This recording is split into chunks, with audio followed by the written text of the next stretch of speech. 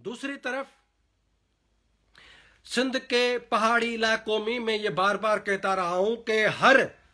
5 और 10 किलोमीटर के बाद कंबर शहदाद कोट से लेकर नूरियाबाद तक यानी हमारे पहाड़ों में बड़े बड़े टनल्स जो हैं वो फौज बना रही है, छोटे छोटे कैंटोनमेंट्स बना रही है। वहां पर चाइनीज को भी लाकर बिठाया जा रहा है, चाइनीज फौज भी वहां पर घूम रही है, पाकिस्तान की ये पंजाबी फौज वहां पर घूम रही है। और तो हिल स्टेशन है हमारी ठंडा, हमारा जो सिंध का इलाका है, वहां उन पहाड़ों पर भी फौज ने बड़े पैमाने पर जो है वो कब्जा कर रखा है। इसलिए सिंध का कौमी वजूद और वतनी तशख़्ख़ुस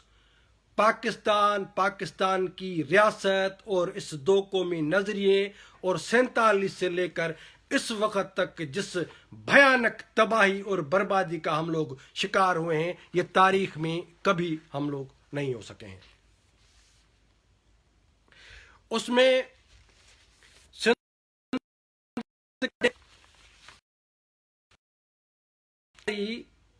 पूरी दुनिया से पॉलिटिकली खत्म हो चुकी है। पूरी दुनिया में जागीरदार तबका और जागीरदारी निज़ाम सियासी तौर पर ख़त्म हो चुका है, लेकिन पंजाब को सिंध के अंदर जागीरदार तबका है। पंजाब सिंध के वसाइल पर कब्जा करना चाहता है, पंजाब सिंध की ज़मीनों पर कब्जा कर रहा है, पंजाब सिंध के दरिया पर कब्जा कर रहा है, पंजाब ने सिंध के समंदर और साहिल और हमारे जो पोर्ट हैं वहां पर कब्जा किया हुआ है।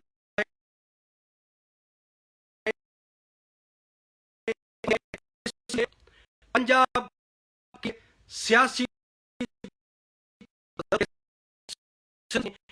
जागीरदार बदकिरदार देशद्रोही बख्शी हुए ताकि ये सिंध की पंजाब ने जिस तरह सिंध को गुलाम बनाया हुआ है, ये कानून आईनी तौर पर ये रजामंदी इनकी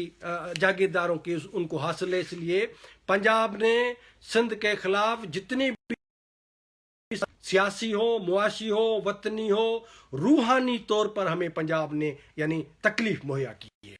तकलीफ पहुंचाई है। हमारी तारीख को मसख किया है तुम लोगों ने, पंजाब ने।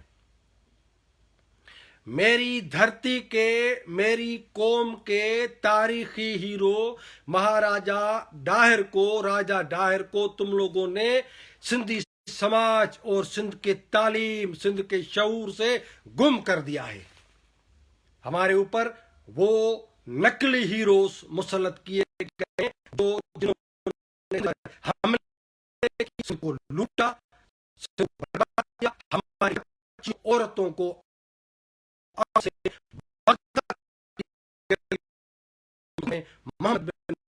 रूप में वहां पर हमारी बच्चियों को जाकर बेचा, उनको पाकिस्तान ने हीरो बनाकर सिंध के यानी रूहानी और गुलामी और भयानक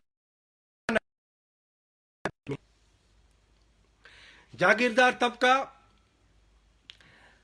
ये मैं अपने कौम को बताता हूं कि बाबा हम कब तक पाकिस्तानी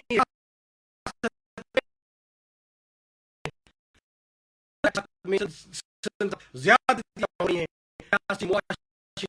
तौर पर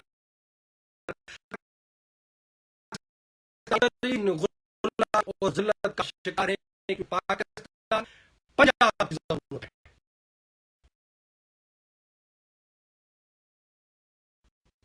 दानिश्वरों, आप सुनो के और पूरे सिंध को बताना चाहता हूं कि बाबा पाकिस्तान की बजट का 70% जो है वो सिंध से जबरी तौर पर गुंडा टैक्स माले गनीमत है सिंध पंजाब के लिए। यानी वफाक की हुकूमत को ये जो वजीरों के अखराजात हैं, वफाक को जिस तरह चलाया जाता है उसमें 70% जो यानी पैसा है वो सिंध का है। ہماری دولت سندھ کی پنجاب کی بنیاد پر دی جائے۔ پاکستان کی جو فوج ہے اس کے جو اخراجات ہیں اس کا بھی 70% سمجھے سندھ سے جاتا ہے۔ دوسرے صوبوں کے جو بجٹ ہیں، یعنی آپ دیکھیں کہ دوسروں صوبوں سے پنجاب یعنی وفاق کتنا لیتا ہے، واپس جو دیتا ہے ان کو، وہ ان کے یعنی جو صوبے دیتے ہیں ان سے کچھ بڑھا کر ان کو واپس دیا جاتا ہے۔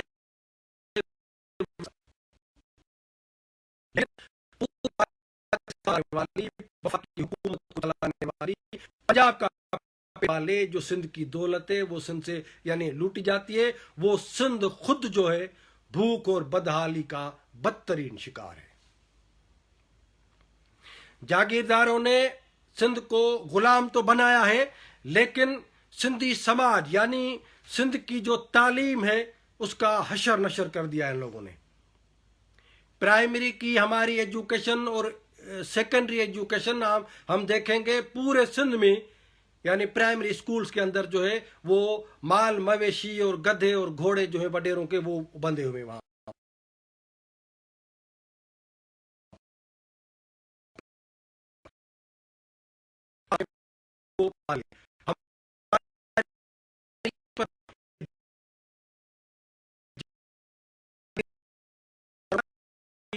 کا اعلی کار اور سہولت کار بنا ہوا ہے۔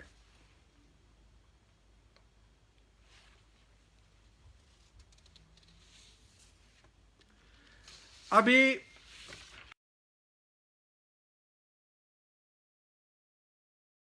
اس میں سندھ کے بھوتاروں کے ترجمان نمائندے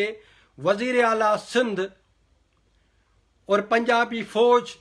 رینجرز، ISI اور دیگر اداروں کو بٹھا کر سندھ کے بھوتار نے ان کو اجازت کیا دی ہے، وہ انہوں نے اجازت زبردستی ان سے ایک آپریشن کرنا چاہتے ہیں جس میں مندی شامل ہے۔ سندھ کا جو قومی شعور ہے، سندھ کی جو قومی تحریک ہے، سندھ کے قومی یعنی میری دھرتی کا اب خون بہایا جائے گا۔ سندھ کی جو قومی تحریک ہے، قومی شعور ہے، یہ ریاست اور اس کے جاگیردار طبقہ، سندھ حکومت اور وزیر اعلیٰ سندھ، یہ پیپلز پارٹی ریاست اور فوج کو مکمل طور پر اختیارات دے چکی ہے۔ یہ کل یا پرسوں کی جو ان کی میٹنگ ہے، اس میں وہ قومی تحریک کو مختلف الزامات لگائیں گے جس طرح لگائے جاتے ہیں۔ تاریخ میں بھی سندھ کے اوپر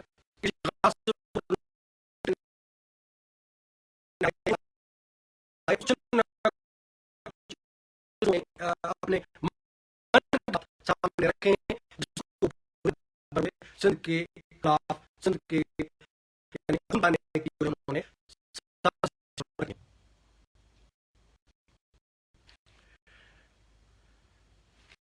میں اب سندھ کے قومی کارکنوں کو اور دھرتی کے باشعور فرزندوں کو یہ بھی بتانا چاہتا ہوں کہ بابا اور پنجاب کے دانشور بھی سنیں کہ سندھ ہمارا تاریخی وطن ہے، سندھ کی آزادی ہمارا فطری حق ہے، اور سائیں GM سید نے اپنے کتاب سندھو دیش چھو ऐं چھالا یعنی سندھو دیش کیوں اور کس لیے، اس میں ایک جگہ لکھا ہے کہ آزادی کے لیے بھارت سمیت دنیا کے دیگر جتنے جمہوری ممالک اور عالمی قوتیں ہیں ان سے ہم مدد مانگ سکتے ہیں۔ ان کو سائیں نے اپیل کی ہے کہ ہم آزادی کے لیے انڈیا سمیت دنیا کے سارے ممالک سے مدد حاصل کر سکتے ہیں۔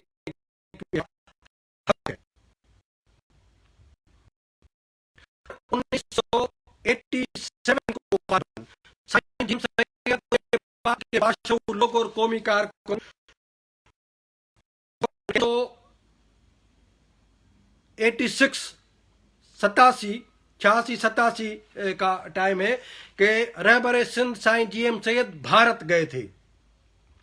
اور وہاں پر بھارت کی جو پولیٹیکل لیڈرشپ ہے، وہاں جو انٹلیکچوئلس ہیں اور جو سندھی ہندو وہاں پر گئے ان نمائندوں سے سائی نے ملاقات کی۔